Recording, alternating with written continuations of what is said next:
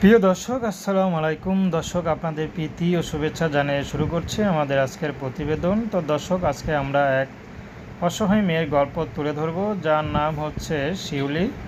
শিউলির বিয়ে শাদী হয়নি, শিউলির বাবা মা কেউ নেই। শিউলি থাকে তার খালার কাছে। তো খালা লাইটের দোকানে কাজ করে, তো সেখানে শিউলি কাজ করে। তো শিউলির এত কষ্ট ভালো লাগে না, কারণ জন্মের পর থেকে বাবা মাকে দেখেনি, তো খালার কাছেই বড় হয়েছে।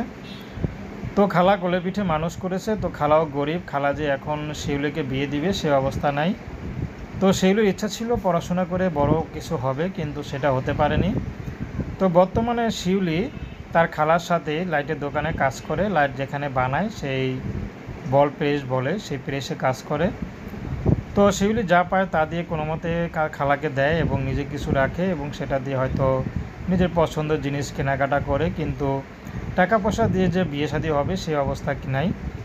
তো শিউলি দেখতে সুন্দর হলেও তার কেউ বিয়ে করতে চায় না, আর যারা বিয়ে করতে চায় তার অনেক টাকা যৌতুক চায়, যেটা নাকি শিউলির পক্ষে দেওয়া সম্ভব না।